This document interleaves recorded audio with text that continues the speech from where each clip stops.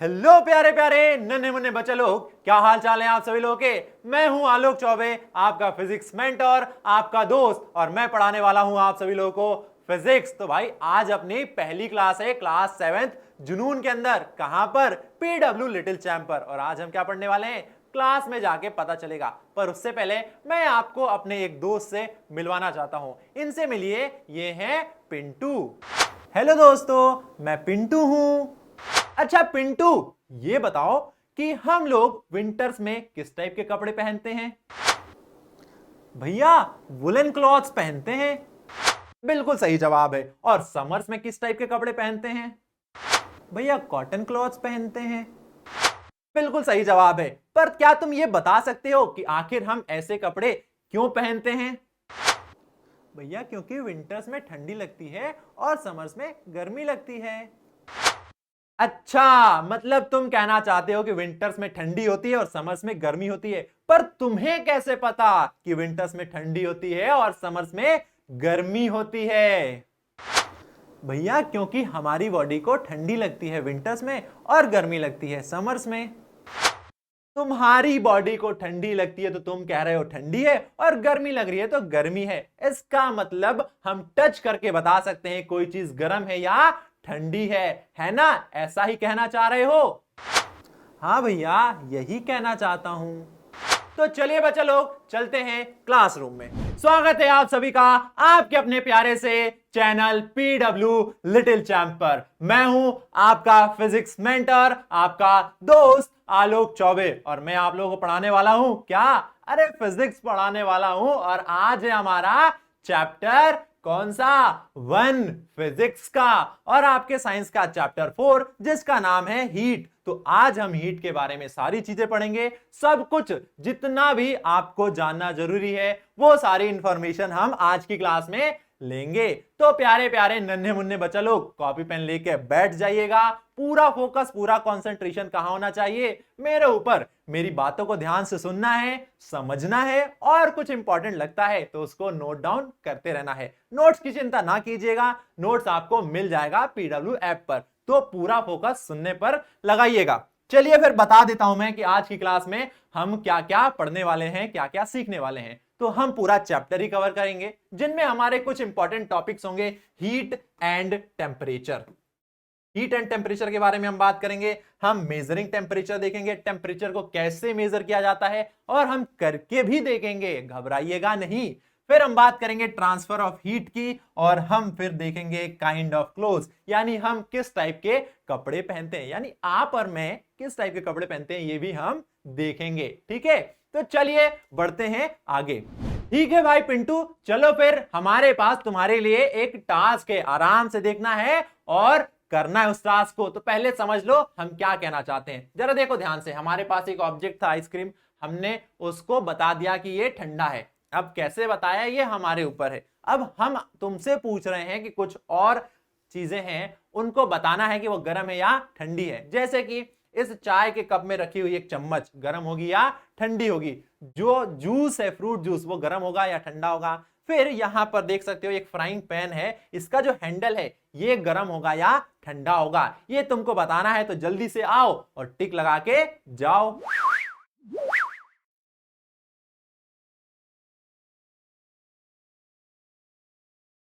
Tea cup, tea cup, tea cup.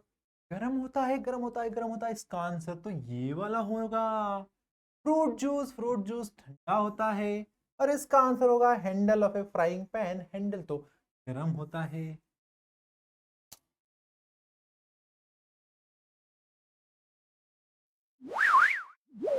अरे वाह यार पिंटू, तुमने तो एकदम सही सही आंसर कर दिए हैं। मतलब तुम कह सकते हो कि कौन सी चीज गर्म है, कौन सी चीज ठंडी है, बस टच करके।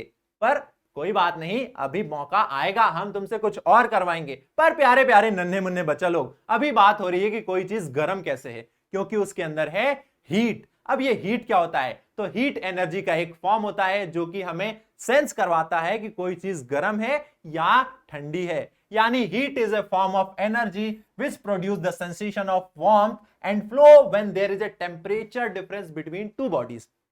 अब टेम्परेचर क्या है? टेम्परेचर की अभी हम बात करेंगे कि टेम्परेचर क्या होता है। बट हम अभी हीट की बात कर रहे हैं, ये एक एनर्जी का फॉर्म है, जैसे लाइट एनर्जी है, जैसे साउंड एनर्जी है, उसी तरीके से हीट एनर्जी है। अब आपके घरों में खाना बनता होगा तो गैस में जो केमिकल भरा हुआ है वो कन्वर्ट होता है हीट एनर्जी में और उससे हमारा खाना पकता है।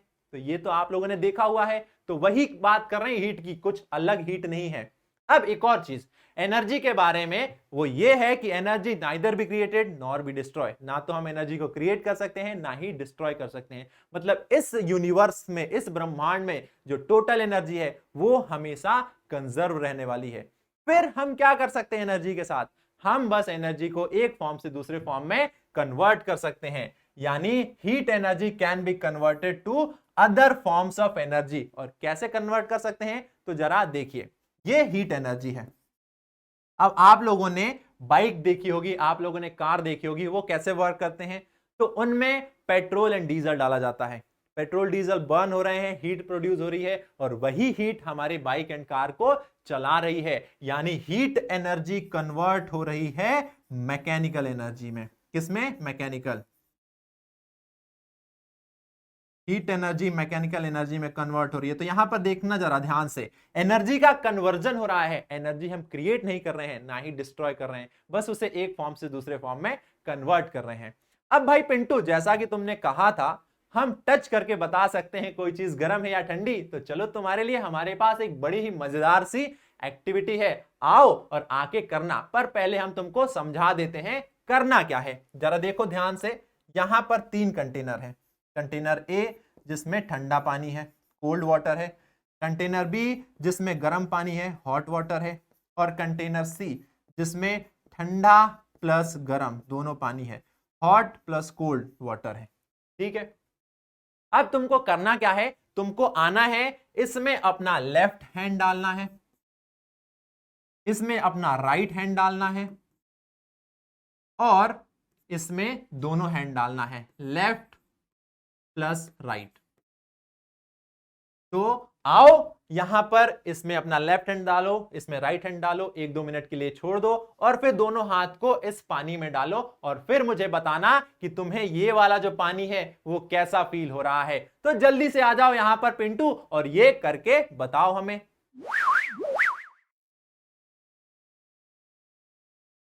इसमें लेफ्ट हैंड डालना है, लेफ्ट यानी ये वाला हैंड, इसमें लेफ्ट हैंड डालते हैं, इसमें राइट हैंड, ये राइट हैंड डाल दिया। ठीक है, अब इसको डाल के रखते हैं थोड़ी देर तक, जैसा कि सर ने बोला था। ओके, अब दोनों हैंड को ले जाके इसमें डाल देता हूं मैं, इसमें डाल दिया, लेफ्ट हैंड राइट हैंड दोनों को डाल दिया। अब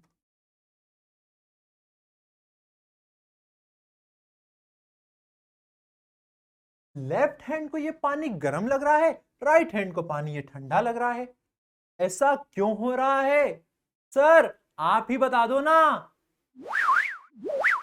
हाँ तो प्यारे प्यारे नन्हे मुन्ने बच्चा लोग, आप लोगों ने देखा कि हमारे दोस्त पिंटू तो बेचारे खुद ही परेशान थे, क्योंकि उनके एक हाथ को गर्म फील हो रहा था ये पानी और दूसरे हाथ को ठंडा फील हो रहा था, मतलब खुद ही कंफ्यूजन में है। इसका मतलब ह्यूमन टच एक रिलायबल मेजर नहीं होता है ये बताने के लिए कि कोई बॉडी गर्म है या ठंडी है। फिर आखिर हमें पता कैसे चलता है कि गर्म क्या है ठंडा क्या है? तो उसके लिए एक चीज होती है जो कि करेक्टली बताती है कि कौन सी बॉडी गर्म होगी कौन सी ठंडी होगी, और उस चीज को हम कहते हैं टेम्परेचर। यानी temperature is a reliable measure of hotness और कोल्डनेस ऑफ एन ऑब्जेक्ट। कोई बॉडी कितनी गर्म है, कोई बॉडी कितनी ठंडी है, ये हमें बता देता है टेम्परेचर, और ये एक रिलायबल मेजर है, यानी इस पर हम भरोसा कर सकते हैं, जैसे आप लोग PW लिटिल चैंप पर कर रहे हैं। चलिए फिर आगे बढ़ते हैं। Temperature is the degree of hotness और coldness of a body. Temperature हमें बताएगा कि कोई बॉडी कितनी ज्यादा गर्म है कितनी ज्यादा ठंडी है। ओके, चलिए अब ये तो बात हो गई टेम्परेचर के बारे में, हमने हीट देख लिया। अब कोई बॉडी है, अगर उसका टेम्परेचर हाई है, इसका मतलब क्या है? A high temperature of an object tells us that the body is very hot, whereas a low temperature of the object tells us that it is quite cold. यानी अगर टेम्परेचर ज्यादा है तो हम कह देंगे कि बॉडी बहुत गर्म है, और टेम्परेचर ठंडा है तो हम कह देंगे बॉडी बहुत ठंडी है। जैसे हमने अभी दो एग्जांपल लिए थे पीछे, तो जो फ्राइंग पैन था टेम्परेचर ज्यादा तो वो बहुत गर्म था, उसको हम टच नहीं कर सकते, टच करेंगे तो हमें हार्म हो जाएगा। वही आइसक्रीम टेम्परेचर बहुत कम था, ठंडा था, उसे हम टच करेंगे तो हार्म नहीं होगा, पर हमारी जो स्किन है उसमें झंझनाहट सी होगी, होगी ना, क्योंकि टेम्परेचर कम है। क्लियर है सारी चीजें? हाँ सर, सब कुछ क्लियर है। और ये देखिए, टेम्परेचर को मेजर करने के लिए एक चीज यूज की जाती है, उसको क्या कहा जाता है, ये आप लोग मुझे बताइए। टेम्परेचर को हम किस इंस्ट्रूमेंट से, किस डिवाइस से मेजर करते हैं, जल्दी से बताइए। तो आपका आंसर क्या है? क्या है आंसर? बताएंगे हम, पर उससे पहले हम देख लेते हैं relation between heat and temperature. Heat और टेम्परेचर में रिलेशन क्या होता है? तो देखिए, हीट एंड टेम्परेचर। अब जैसे जैसे हम किसी बॉडी की हीट को बढ़ाते जाएंगे, जैसे जैसे हम किसी बॉडी की हीट को बढ़ाते जाएंगे, यानी इंक्रीज करते जाएंगे, वैसे वैसे उस बॉडी का जो टेम्परेचर है वो भी इंक्रीज करता जाएगा। और अगर हम किसी बॉडी से हीट को घटा रहे हैं, यानी रिमूव कर रहे हैं, तो टेम्परेचर घटेगा।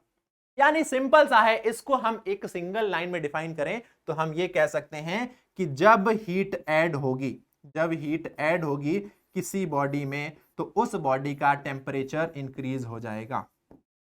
जब किसी बॉडी में हीट को हम ऐड करेंगे तो उस बॉडी का टेम्परेचर इंक्रीज हो जाएगा।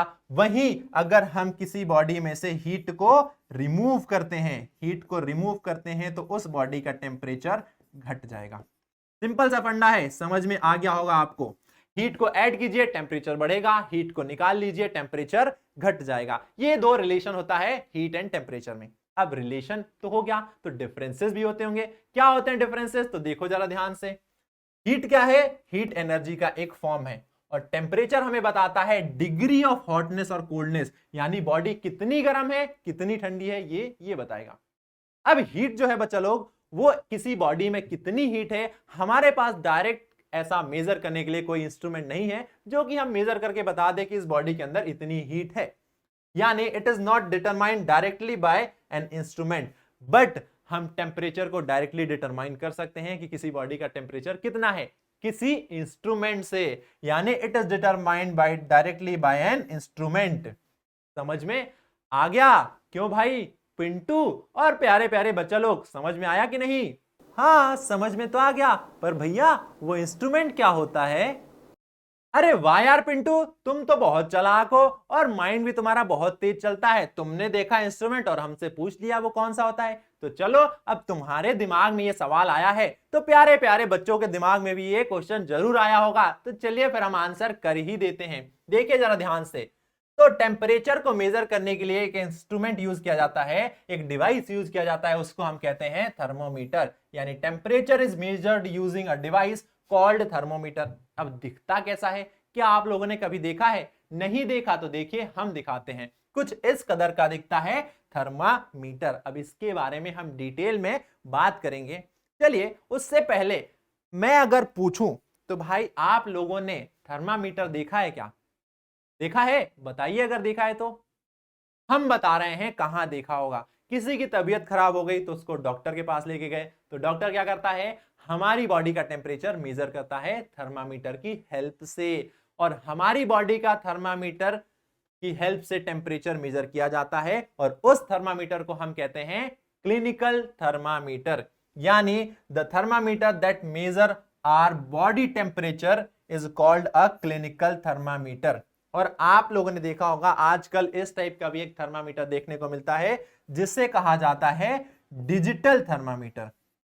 यानी इसमें आप बस जहां भी मेजर करना है बॉडी टेम्परेचर, यानी टंग के नीचे रखिए, उसको बाहर निकालेंगे तो यहां पर लिखा हुआ दिख जाएगा कि आपकी बॉडी का टेम्परेचर कितना है।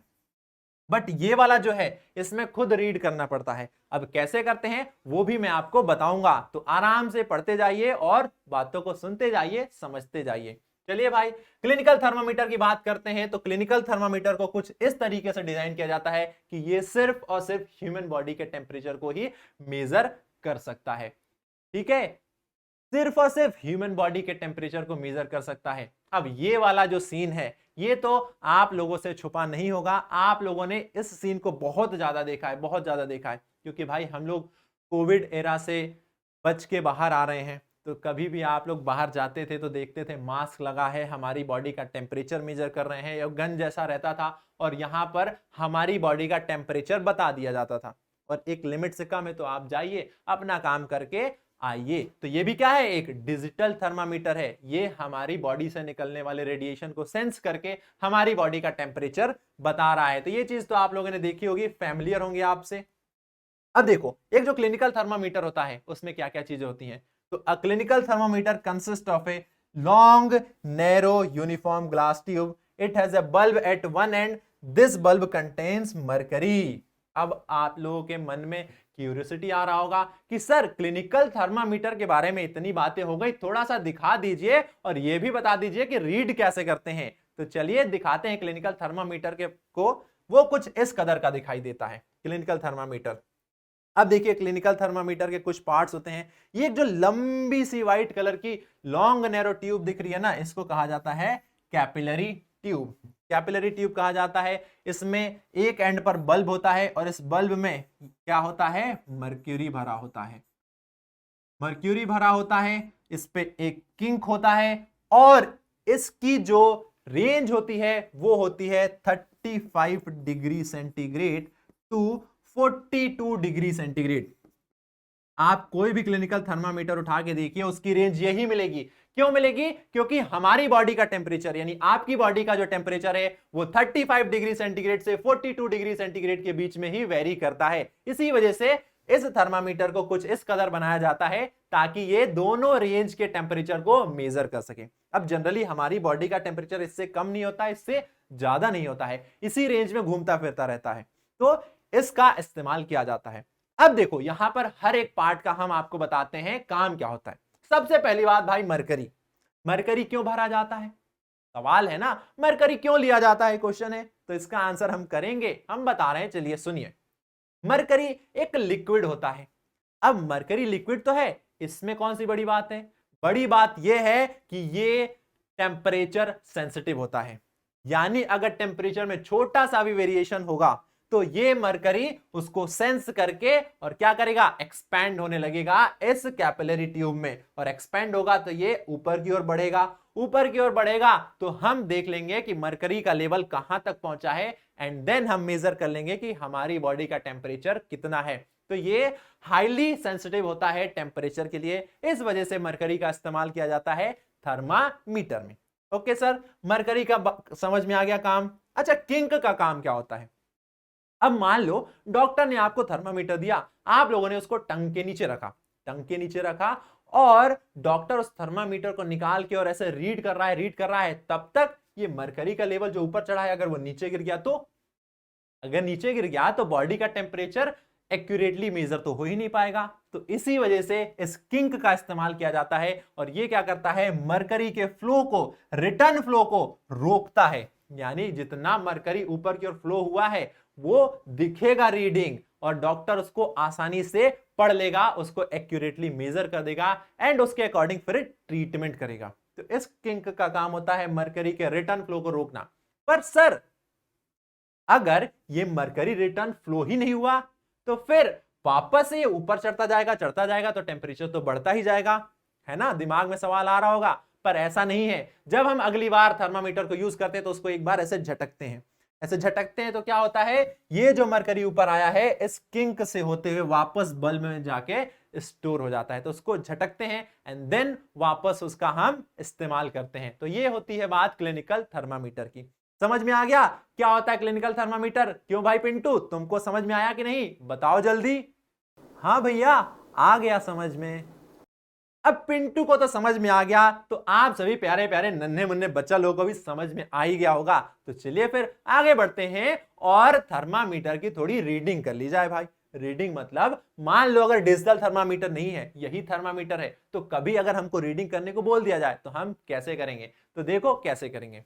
यहां पर भाई ये एक बल्ब है, और इस बल्ब में क्या है, इस बल्ब में है मरकरी।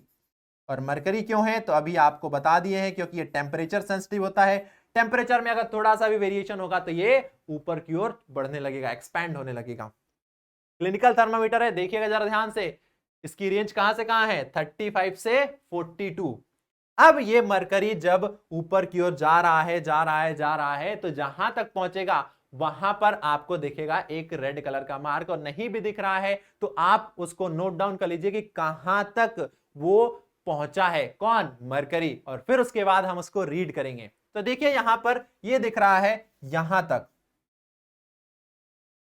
यहां तक मरकरी का लेवल पहुंच चुका है, मरकरी का लेवल यहां तक पहुंच चुका है। ठीक है, अब हम देखेंगे कि 36, ये रहा 36 और ये रहा 37, ये रहा यहां पर है, ये है 36, ये है 37। अच्छा, 36 और 37 के बीच में कितने छोटी छोटी डंडियां हैं, तो देखते हैं कितने पार्ट्स में डिवाइड किया गया है। 1 2 3 4 5 6 7 8 9 और एक यही पार्ट हो जाएगा 10, यानी इसको टोटल 10 पार्ट में डिवाइड किया गया है। यानी 36 टू 37 1 डिग्री का डिफरेंस है, 1 डिग्री सेंटीग्रेड का डिफरेंस है, और इस 1 डिग्री सेंटीग्रेड को भी 10 छोटे छोटे हिस्सों में डिवाइड किया गया है। यानी 1 डिग्री को कितने पार्ट्स में डिवाइड किया गया है, 10 पार्ट्स में, 10 पार्ट्स में डिवाइड किया गया है। यानी एक पार्ट बराबर कितना होगा, एक पार्ट बराबर होगा 0.1 डिग्री सेंटीग्रेड। अरे डिग्री सेंटीग्रेड क्या है सर, अरे नहीं पता क्या, अरे डिग्री सेंटीग्रेड टेम्परेचर को मेजर करने की यूनिट है भाई। टेम्परेचर को मेजर कैसे करेंगे, तो टेम्परेचर को मेजर हम करेंगे डिग्री सेंटीग्रेड में। जैसे हम लोग मास को मेजर करते हैं केजी में, आप मार्केट जाते हैं, दुकान वाले से कहते हैं भैया 2 किलो आम दीजिए, 2 किलो, किलो आपने क्या बोला है, मास को मेजर करने की यूनिट। उसी तरीके से टेम्परेचर को मेजर करने की यूनिट होती है डिग्री सेंटीग्रेड। तो अब 1 डिग्री सेंटीग्रेड के अंदर 10 डिवीजन है, 10 डिवीजन है, मतलब एक डिवीजन हमको शो कर रहा है 0.1 डिग्री सेंटीग्रेड। अब देखिएगा कहां पर है ये मार्किंग यहां पर है, ये रही। अच्छा गिनते हैं यहां से, ये तो हो गया 36, यहां पर हो गया 36, तो 36 हमने लिख दिया। फिर उसके बाद देखिए 1 2 3 4 5 6, यानी 6 है, 6 पार्ट यानी 0.6, यानी 36.6 डिग्री सेंटीग्रेड। यहां पर जो टेम्परेचर शो हो रहा है वो कितना है, 36.6 डिग्री सेंटीग्रेड, और हमने बड़ी ही आसानी से इसको रीड कर लिया। कैसे किया, एक बार फिर से बताता हूं। देखो, जब हम इस बल्ब को अपने माउथ में रखेंगे तो क्या होगा, टेम्परेचर चेंज होने की वजह से ये मरकरी का लेवल ऊपर बढ़ेगा और ये इस ट्यूब में ऊपर बढ़ता जाएगा। तो मान लीजिए हमने रखा और ये मरकरी यहां तक बढ़ के आ गया है। अब हमें इसकी रीडिंग करना है, तो क्या करेंगे, हम देखेंगे कि ये जो रीडिंग है किसके बीच में है, तो 36 और 37 के बीच में है, यानी 1 डिग्री का डिफरेंस है दोनों में। और इस 1 डिग्री को भी 10 इक्वल पार्ट्स में डिवाइड किया गया है, मतलब 1 part is equal to 0.1 degree centigrade.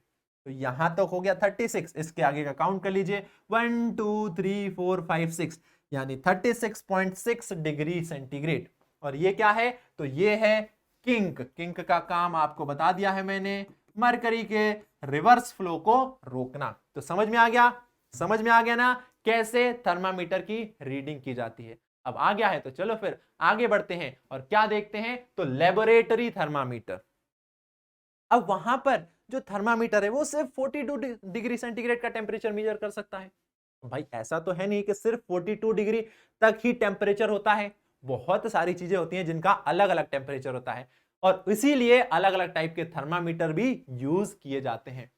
जैसे हम यू बात कर रहे हैं लेबोरेटरी थर्मामीटर की, और लेबोरेटरी थर्मामीटर की जो रेंज होती है वो होती है -10 डिग्री सेंटीग्रेड से 110 डिग्री सेंटीग्रेड, और वो कुछ इस कदर दिखता है, जिसमें सबसे लोवेस्ट रेटिंग कितनी है, -10 डिग्री सेंटीग्रेड, और मैक्सिमम टेम्परेचर कितना मेजर कर सकता है ये 110 डिग्री सेंटीग्रेड।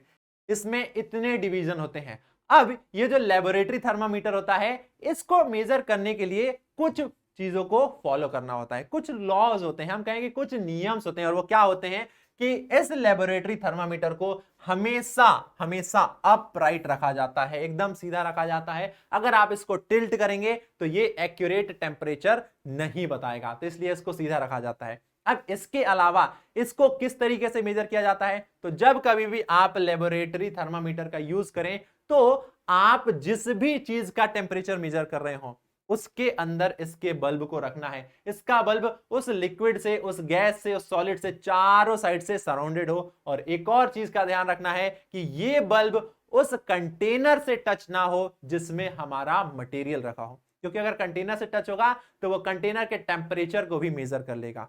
तो ये चीजें हमें ध्यान में रखनी है, यानी it's bulb should be surrounded from all side by the substance and should not touch the surface of the container। तो अगर ये हम चीजों को फॉलो करेंगे तो लेबोरेटरी थर्मामीटर भी एक्यूरेट टेम्परेचर मेजर करके हम लोगों को दे देगा। तो समझ में आ गई यहां तक बात, टेम्परेचर मेजरमेंट कैसे किया जाता है। अब टेम्परेचर मेजरमेंट हो गया है तो अब आपके लिए मेरे पास एक छोटा सा प्यारा सा सवाल है, और क्या है वो देखिए जरा ध्यान से। When heat is removed from a substance, its temperature, अभी आप लोगों को बताया था relation between heat and temperature में, कह रहा है हीट को रिमूव किया जा रहा है किसी सब्सटेंस से तो उसका टेम्परेचर क्या होगा। Options A B C D, A B C D, जल्दी से सोचिए, सही आंसर टिक कीजिए, कमेंट करके बताइए सही आंसर क्या होगा। कर दिया, चलो मैं बताता हूं। देखो ये रही एक बॉडी, अब इस बॉडी में से हीट रिमूव हो रही है, बाहर जा रही है, और हीट रिमूव होती है तो हमने पढ़ा था कि हीट के रिमूवल से टेम्परेचर जो होता है बॉडी का वो डिक्रीज हो जाता है। टेम्परेचर डिक्रीज होगा, यानी कौन सा वाला ऑप्शन सही है, बी वाला ऑप्शन सही है, बी वाला सही है। टेम्परेचर डिक्रीज होगा on the removal of heat from a substance. आप लोगों ने कर दिया होगा। चलिए फिर आगे बढ़ते हैं और अगला टॉपिक देखते हैं, और ये इस चैप्टर का सबसे इंटरेस्टिंग टॉपिक है, ट्रांसफर ऑफ हीट। हमने बात कर ली हीट क्या होता है, एनर्जी का फॉर्म है, और ये एनर्जी का फॉर्म है, इसको हम क्या कर रहे हैं, कन्वर्ट कर रहे हैं किसमें, दूसरे फॉर्म ऑफ एनर्जी में। बट हीट का ट्रांसफर भी होता है, एक जगह से दूसरी जगह हीट को हम ट्रांसफर भी कर सकते हैं। और कैसे कर सकते हैं तो जरा देखिए ध्यान से, क्या क्या कंडीशन होनी चाहिए। सबसे पहली बात तो कंडीशन क्या होनी चाहिए हीट ट्रांसफर की। तो भाई देखो, दो बॉडी चाहिए, दो बॉडी चाहिए। एक बॉडी को हम कहते हैं सोर्स, ये रहा सोर्स, मान लेते हैं ये बॉडी है ए, और एक दूसरी बॉडी चाहिए जिसे हम कह रहे हैं सिंक, और इस बॉडी का नाम हमने दे दिया है बी। अब इस बॉडी का टेम्परेचर मान लेते हैं T1 है, और इस बॉडी का टेम्परेचर है T2। तो ये कंडीशन होनी चाहिए। पहली कंडीशन, दो बॉडी चाहिए। अब दो बॉडी तो चाहिए, और दूसरी सबसे इंपॉर्टेंट कंडीशन ये है कि उनके टेम्परेचर में डिफरेंस होना चाहिए। अगर टेम्परेचर में डिफरेंस है तभी हीट फ्लो होगा, और कहां से कहां फ्लो होगा, तो hot body to cold body, या हम कहें कि हायर टेम्परेचर से लोअर टेम्परेचर पर हीट फ्लो होगा। ये देखिए सोर्स का टेम्परेचर T1 है जो कि ज्यादा है सिंक के टेम्परेचर से, तो हीट का फ्लो कहां से कहां होगा, ए से बी की ओर होगा, यानी बॉडी ए से बॉडी बी तक हीट ट्रांसफर होगी। तो ये तो चीजें समझ में आ गई हमको। अब इसकी प्रोसेसेस भी होती हैं, वो भी हम पढ़ेंगे, पर पहले हम कंडीशंस देख रहे थे। क्या कंडीशन है ये हमने आपको बता दी, जरा देखिएगा ध्यान से। Heat always flow from hot body to cold body, और अगर टेम्परेचर सेम हो तो, अगर दो बॉडीज रखी हैं और उनका टेम्परेचर सेम हो जाए तो फिर हीट फ्लो नहीं होगा, क्योंकि कंडीशन में बताया मैंने आपको कि दोनों बॉडीज के बीच में टेम्परेचर का डिफरेंस होना मस्ट है, मस्ट है, मस्ट है। तो अगर बॉडीज सेम टेम्परेचर पर है, अगर बॉडी सेम टेम्परेचर पर है तो उनमें हीट ट्रांसफर नहीं होगा। Heat will not be transferred if the two objects having same temperature. तो ये कंडीशन भाई नहीं होगी, ठीक है। तो हमेशा याद रखना है, पहली चीज दो बॉडी चाहिए, दूसरी चीज टेम्परेचर डिफरेंस चाहिए, और अगर होगा तो हीट ट्रांसफर इजीली हो जाएगा। अच्छा, हीट ट्रांसफर तो हो रहा है, पर कौन कौन सी प्रोसेस से हीट ट्रांसफर होता है ये बहुत इंपॉर्टेंट है, ये जानना बहुत जरूरी है। तो चलिए स्टार्ट करते हैं हम सबसे पहली प्रोसेस जिससे कि हीट ट्रांसफर हो सकता है एक जगह से दूसरी जगह, और उस प्रोसेस को कहा जाता है कंडक्शन। कंडक्शन क्या होता है, कंडक्शन तो देखिए, कंडक्शन में आपको बताता हूं, डेफिनेशन की बात कर लेते हैं पहले। It is the process by which heat flow from the hotter end to the cooler end in the solid. नहीं समझ में आया, कोई बात नहीं, यहां पर देखते हैं। ये एक रॉड है, ये एक रॉड है, हमने एक रॉड ले ली, और इस रॉड के नीचे हमने एक कैंडल रख दिया, और इस कैंडल से फ्लेम जनरेट हो रही है जो कि इस रॉड के पास जा रही है। ये फ्लेम्स जनरेट हो रही हैं, फ्लेम्स जनरेट हो रही हैं, तो ये आयरन की रॉड गर्म हो रही है। अब गर्म हो रही है तो आप कभी इसके एंड टू को मान लेते हैं, ये वाला एंड कौन सा है 1 और ये वाला एंड 2 है। अगर ये फ्लेम जनरेट हो रही है, यहां पर हीट जा रही है, हम एनर्जी प्रोवाइड कर रहे हैं, एनर्जी प्रोवाइड कर रहे हैं, तो अगर मैं कहूं कि आप सेकंड एंड को टच करके बताइए कि वो कैसा है, तो आप क्या कहेंगे? जल्दी से बताइए। आप लोग कहेंगे कि सर सेकंड वाला एंड भी गर्म हो रहा है, धीरे धीरे गर्म हो रहा है ना, धीरे धीरे। पर बच्चा लोग कैसे हो रहा है? हम तो इस वाले एंड को एनर्जी दे रहे हैं, दूसरा वाला एंड गर्म कैसे हो रहा है? क्योंकि ये है एक सॉलिड बॉडी, ये है एक सॉलिड बॉडी, और इस सॉलिड बॉडी में क्या होंगे? Numbers of atom, number of atoms होंगे। हर एक चीज एटम से मिलके बनी है, यहां पर भी ये एटम से मिलके बनी हुई है। अब क्या होगा? ये जो सबसे पहला वाला एटम होगा, इसको हम एनर्जी दे रहे हैं, एनर्जी दे रहे हैं, एनर्जी दे रहे हैं, बहुत ज्यादा energy they the, excess amount of energy हो गई। अब एनर्जी इसके पास बहुत ज्यादा हो गई, किसके? पहले वाले मॉलिक्यूल के पास। तो अब ये क्या करेगा? अपनी एनर्जी को कम करना चाहेगा। क्यों करना चाहेगा? क्योंकि भाई जीवन में चाहे आप हो, चाहे हम हो, चाहे कोई भी हो, जीवन में सबको चाहिए स्टेबिलिटी। सब लोग चाहते हैं स्टेबल होना, स्टेबल होना चाहते हैं। मतलब अगर हमारी कैपेसिटी से ज्यादा हमको खाना खिला दिया जाए तो क्या होगा? हमको दिक्कत होगी ना, हमको ज्यादा खिला दिया हमारी कैपेसिटी से, तो उसी तरीके से हमने इन सारे मॉलिक्यूल्स को एनर्जी दे दी उनकी कैपेसिटी से ज्यादा। तो अब वो चाहेंगे कि उस एनर्जी को निकालें, एक्सेस एनर्जी को, और वापस स्टेबल कंडीशन में आए। तब ये क्या करेगा? ये जो एटम है ये अपने पास वाले को कुछ एनर्जी दे देगा। कैसे? जाके उससे टकराएगा, जाके उससे बार बार टकराएगा, और टकराएगा तो फ्रिक्शन के फॉर्म में, हीट के फॉर्म में कुछ एनर्जी रिमूव हो जाएगी, साउंड के फॉर्म में कुछ एनर्जी रिमूव हो जाएगी। यानी इसने कुछ एनर्जी ट्रांसफर कर दी पास वाले को, अब पास वाला कुछ एनर्जी अपने पास वाले को ट्रांसफर करेगा, और इस तरीके से एनर्जी का ट्रांसफर होगा एक मॉलिक्यूल से दूसरे मॉलिक्यूल तक। और एनर्जी ट्रांसफर होते होते कहां तक पहुंच जाएगी? दूसरे एंड तक। कौन से? तो कूलर एंड तक। अब यहां पर एक चीज देखने वाली ये है कि यहां पर जो पार्टिकल्स हैं, वो पार्टिकल्स अपनी जगह नहीं बदल रहे हैं, वो जहां पर थे वहीं पर हैं, बस एनर्जी ले रहे हैं और पीछे पास कर रहे हैं, एनर्जी ले रहे हैं, पीछे पास कर रहे हैं। यानी यहां पर एनर्जी का ट्रांसफर हो रहा है without the actual movement of the particle of medium. देखिए कुछ इस कदर, ये एक फ्लेम है, इसके पास में हमने एक रॉड रख दी। अब ये रॉड रख दी तो देखिए सबसे पास वाले जो मॉलिक्यूल्स हैं उनको सबसे ज्यादा एनर्जी मिली, तो वो देखिए एकदम रेड हो गए हैं। धीरे धीरे जैसे जैसे हम दूर जा रहे हैं, एनर्जी क्या हो रही है? ट्रांसफर होती जा रही है इस वाले एंड से इस वाले एंड तक, और धीरे धीरे हो रही है। आप देख सकते हैं कलर बता देगा कि सबसे गर्म ये वाला पार्ट होगा, सबसे ज्यादा गर्म होगा, और सबसे ज्यादा ठंडा ये वाला पार्ट होगा। क्योंकि जैसे जैसे हम सोर्स से, जैसे जैसे हम सोर्स से दूर जाते जाएंगे, जो टेम्परेचर है वो कम होता जाएगा, क्योंकि जितना ज्यादा दूर जाएंगे उतनी कम एनर्जी वहां पर ट्रांसफर हुई है, और इसी वजह से टेम्परेचर वहां पर कम होगा। Okay, heat transfer through without the actual movement of the particle, यानी कंडक्शन में जो हीट ट्रांसफर होता है वो पार्टिकल्स के एक्चुअल मूवमेंट के बिना ही होता है। क्योंकि यहां पर देख सकते हो आप, पार्टिकल एक्चुअल में मोशन नहीं कर रहे हैं, वो जहां पर थे वहीं पर हैं, अपनी पोजीशन पर हैं, अपनी पोजीशन चेंज नहीं कर रहे हैं। एक्चुअल मूवमेंट का मतलब है पोजीशन को चेंज करना, पर वो पोजीशन चेंज नहीं कर रहे हैं, जहां पर थे वहीं पर हैं, पर फिर भी हीट का ट्रांसफर कर रहे हैं। और कंडक्शन से हीट का ट्रांसफर कहां पर होता है? तो कंडक्शन से हीट का ट्रांसफर होता है सॉलिड बॉडीज में। सॉलिड बॉडीज में अगर हीट ट्रांसफर हो रही है तो आंख बंद कीजिए और आंसर टिक कर दीजिए कंडक्शन। अब कंडक्शन समझ में आ गया? तो क्वेश्चन ये है कि क्या सारी बॉडीज ऐसी हैं जिनमें से हीट ट्रांसफर हो सकती है? क्या सारी बॉडीज ऐसी हैं जिनमें से हीट ट्रांसफर हो सकती है? तो इसका आंसर होगा नहीं। कुछ ही ऐसी बॉडीज हैं जिनमें से हीट ट्रांसफर हो सकती है सॉलिड फॉर्म में, और उन बॉडीज को क्या कहा जाता है? तो उन्हें कहा जाता है कंडक्टर। यानी the material which allow heat to pass through them easily are called good conductor. ठीक है, good conductor of heat. All metals are good conductor of heat.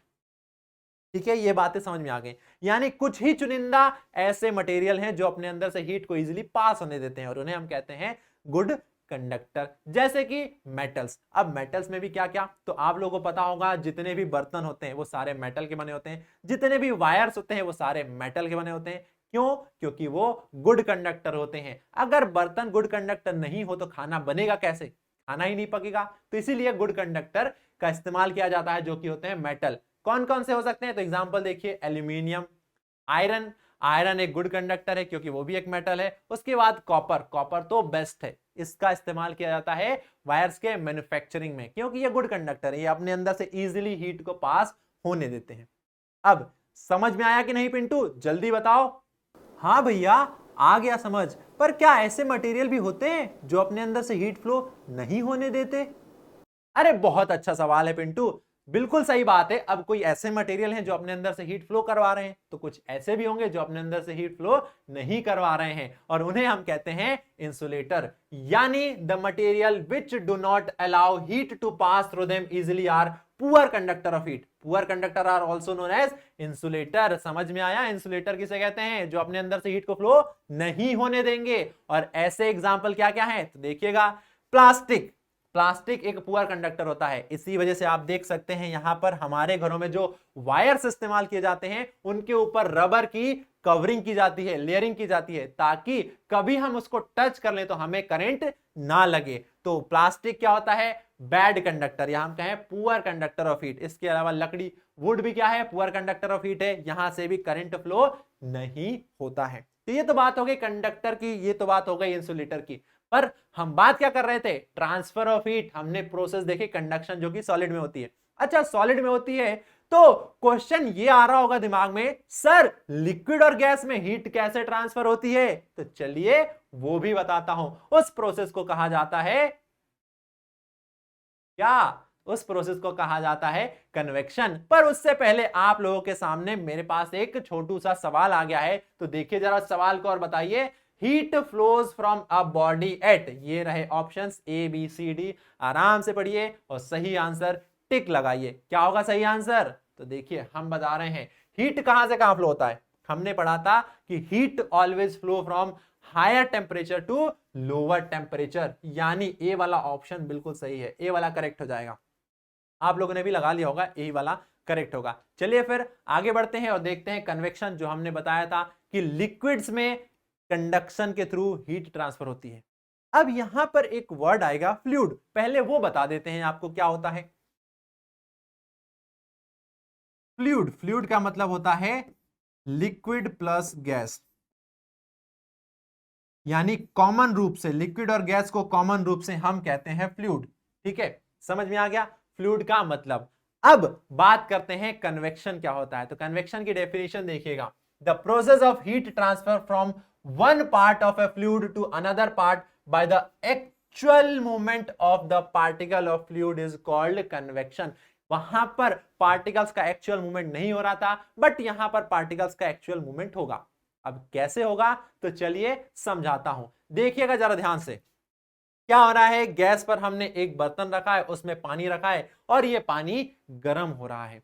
तो प्यारे प्यारे बच्चे लोग पूरा फोकस यहां पर रखिएगा, आपको समझा रहा हूं मैं बड़े ही प्यार से।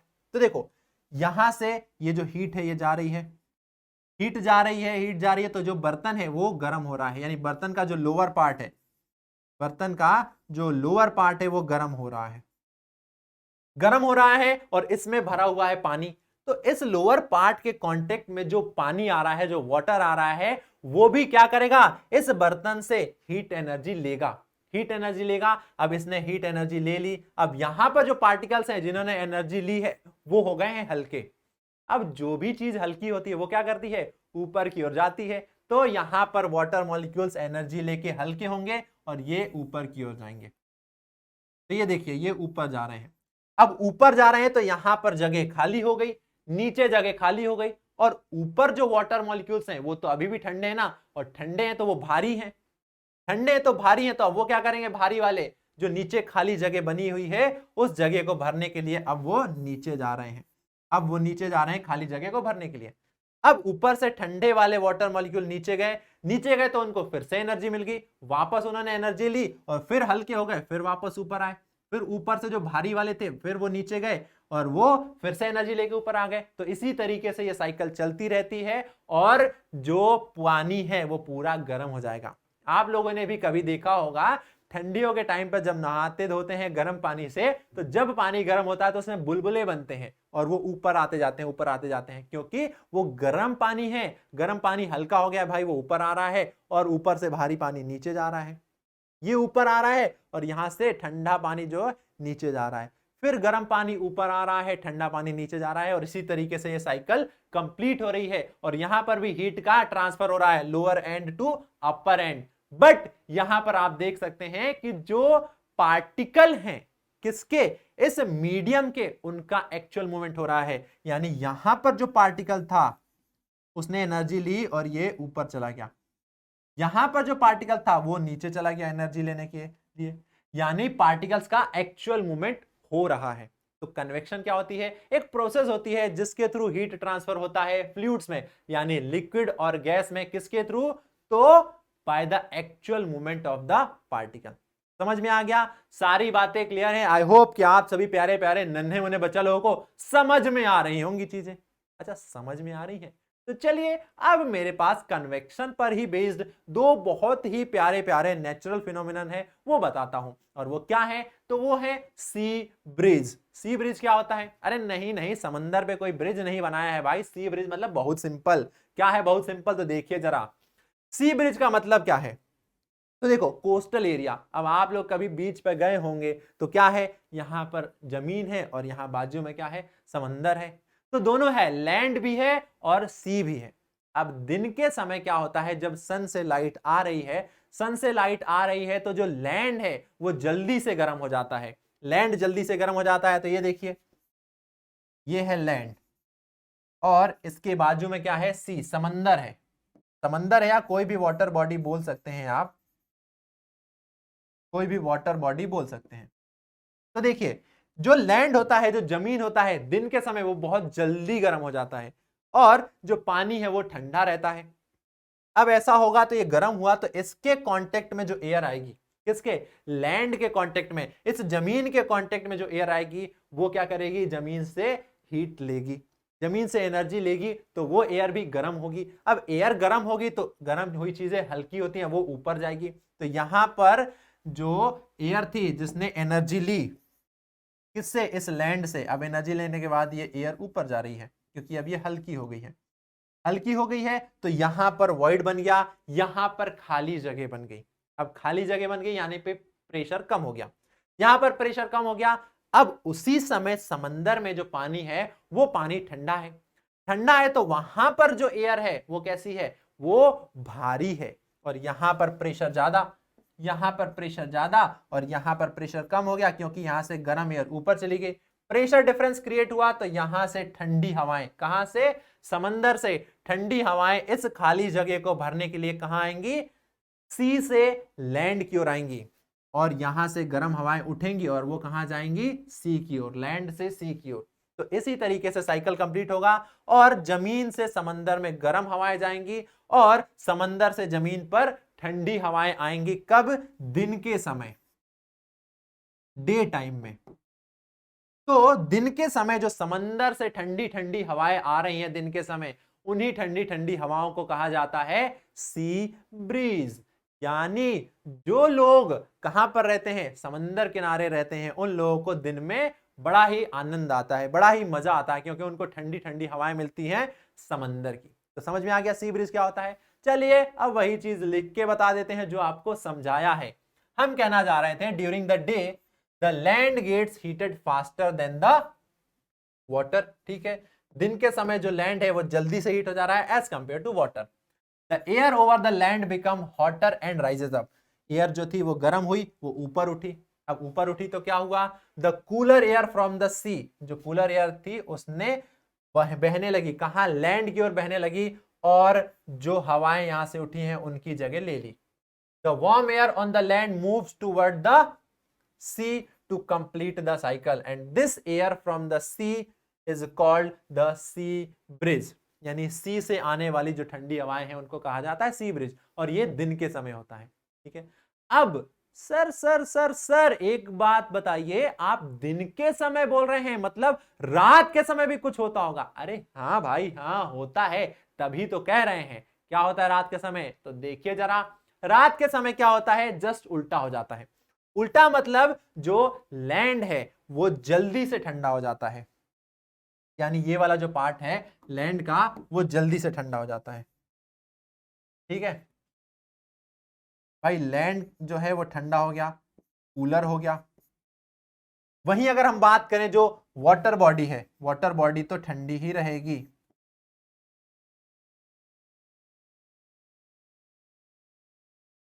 ठंडी क्यों रहेगी? हम जब कह रहे हैं कि लैंड रात के समय जल्दी से ठंडा हो गया पर वाटर बॉडी अभी भी गर्म है, वाटर बॉडी गर्म है तो वाटर बॉडी के ऊपर जो एयर आएगी वो एयर क्या होगी? गर्म होगी। गर्म होने के बाद वो हल्की होगी तो वो ऊपर उठ जाएगी। एयर आ रही है, गर्म हो रही है, गर्म होने के बाद वो ऊपर उठ रही है, ऊपर उठ रही है तो यहां पर वॉइड बन रहा है, यहां पर खाली जगह बन रही है, यहां पर खाली जगह बन रही है। अब उसी समय पर जो लैंड है वहां पर ठंडा है, वो टेम्परेचर वहां पर कम है, ठंडा है तो वहां पर जो एयर होगी उस एयर का प्रेशर ज्यादा है, यहां पर प्रेशर ज्यादा है और यहां पर प्रेशर क्या हो गया है? कम हो गया, क्योंकि यहां से हवाएं ऊपर उठ गई हैं, हवाएं ऊपर उठ गई, यहां पर हवाएं क्या है? यहीं पर है और वो भारी हैं, तो इसी वजह से प्रेशर डिफरेंस क्रिएट हुआ। तो अब एयर क्या करेगी? यहां से लैंड से एयर कहां जाएगी? समंदर की ओर, रात के समय। तो लैंड से ठंडी हवाएं गई समंदर की ओर। अब जो यहां से समंदर में गर्म हवाएं ऊपर उठी थी वो क्या करेंगी? साइकिल को कंप्लीट करने के लिए वो लैंड की ओर मूव करने लगेंगी, तो वो यहां मूव करेंगी। तो रात के समय समंदर से लैंड पर गर्म हवाएं आती हैं और लैंड से समंदर पर ठंडी हवाएं जाती हैं। ठीक है, समझ में आ गया? तो यहां पर रात के समय जो जमीन से हवाएं जा रही हैं समंदर में वो कैसी होंगी? ठंडी, और यहां से जो आ रही हैं वो गर्म है। तो इन्हीं हवाओं को कहा जाता है लैंड ब्रीज। समझ में आ गया? During the night, the land gets cooler faster than the sea. The air over the sea becomes hotter and rises up. The cooler air from the land rushes in towards the sea to take its place. The warm air over the sea moves towards the land to complete the cycle. And this air from the land is called the land breeze. यानी यहां से जो ठंडी हवाएं जा रही हैं समंदर में वो क्या होती हैं? लैंड ब्रीज कहलाती हैं। तो भाई जो लोग कोस्टल एरियाज में रहते हैं उनमें क्या हो रहा है? दिन के समय उनको ठंडा ठंडा लग रहा है और रात के समय उन्हें गरम गरम लग रहा है। तो फायदा है कि नहीं? फायदा तो है, पर ये कैसे हो रहा था? ये हो रहा था एक नेचुरल फिनोमिनन है हीट ट्रांसफर का, जिसे कहा जाता है कन्वेक्शन। समझ में आ गया? कन्वेक्शन क्या होता है, कंडक्शन क्या होता है। क्यों भाई पिंटू, तुमको लैंड ब्रिज और सी ब्रिज समझ में आया कि नहीं आया? हाँ भैया, समझ में आ गया, और अब तो मैं भी छुट्टियों में कोस्टल एरियाज में घूमने जाऊंगा। अच्छा, बहुत अच्छी बात है, समझ में आ गया और तुम घूमने जाओगे कोस्टल एरियाज में, पर छुट्टी मिलेगी तब तो जाओगे ना। तो पहले पढ़ाई करो, जब छुट्टी मिले तब जाना आराम से। चलो फिर आगे बढ़ते हैं और आपके लिए एक छोटा सा प्यारा सा सवाल आ गया है। When heat is added in a substance, its temperature। ये तो बहुत सिंपल है, हमने बताया था, आपको बताया था ना। देखिए क्या बताया था, हमने बताया था कि कोई बॉडी है, अगर इस बॉडी में हम हीट को ऐड कर रहे हैं, हीट आ रही है इस बॉडी में, तो हीट के एडिशन से जो बॉडी का टेम्परेचर है वो क्या होगा? बढ़ जाएगा। बॉडी का टेम्परेचर बढ़ जाएगा। हीट को ऐड करेंगे तो टेम्परेचर बढ़ेगा, बिल्कुल बढ़ेगा। तो आंसर कौन सा हो जाएगा? Temperature increase. When heat is added in a substance, its temperature increase। ए वाला ऑप्शन जो है बिल्कुल सही हो जाएगा। समझ में आ रहा है कि नहीं आ रहा है? प्यारे प्यारे नन्हे मुन्ने बच्चा लोग बताइए, आ रहा है ना समझ में? अरे अच्छी बात है सर, समझ में आ रहा है। तो चलिए फिर आगे बढ़ते हैं और आगे देखते हैं रेडिएशन। पर उससे पहले एक छोटा सा सवाल है मेरा आप लोगों से। क्या है वो छोटा सवाल? कि how does the heat from sun reaches us. यानी सूरज चाचू से जो क्या हीट है वो हम तक कैसे आ रही है? तो आप लोग कहेंगे सर सनलाइट के फॉर्म में आ रही है। बहुत अच्छा जवाब है, पर जो आ रही है सनलाइट के फॉर्म में ना, उस प्रोसेस को क्या कहा जाता है? तो देखिएगा जरा ध्यान से। सूरज चाचू से जो हीट आ रही है धरती पर, उससे हम कहते हैं रेडिएशन। से हम कहते हैं रेडिएशन। यानी सन से जो एनर्जी आती है अर्थ पर वो रेडिएशन के फॉर्म में आती है। और रेडिएशन क्या है? हीट ट्रांसफर की एक और मेथड। जैसे कंडक्शन होते हैं, जैसे कन्वेक्शन होते हैं, उसी तरीके से रेडिएशन होते हैं। और रेडिएशन की खास बात क्या होती है? तो the process of transfer of heat from one place to another without heating the intervening medium is known as radiation. Simple सा बात यह है कि ये जिस मीडियम से पास होगा उस मीडियम को कोई इफेक्ट नहीं करेगा। अगर कोई इफेक्ट नहीं कर रहा है मतलब ये बिना मीडियम के भी फ्लो हो सकता है। हम अभी देख के आए जो कंडक्शन है वो किस में हो रहा है, सॉलिड्स में। कन्वेक्शन किस में हो रहा है, लिक्विड एंड गैस, जिसे हम फ्लूइड्स बोल रहे हैं। बट रेडिएशन कहां पर हो रहा है, ये वैक्यूम में भी हो सकता है, यानी रेडिएशन को किसी भी मीडियम की जरूरत नहीं है। और यही कारण है कि सन से अर्थ तक जो हीट आती है वो रेडिएशन के फॉर्म में आती है, क्योंकि बीच में क्या है, सिर्फ और सिर्फ वैक्यूम है। तो क्लियर है बातें, समझ में आ गया क्या होता है रेडिएशन। चलो फिर देखो जरा ध्यान से, आपने ये तो किया ही होगा, अरे क्या होगा ना, विंटर्स के टाइम में जब बहुत ज्यादा ठंडी लगती है तो क्या करते हैं, लकड़ी को जलाते हैं और आग तापते हैं।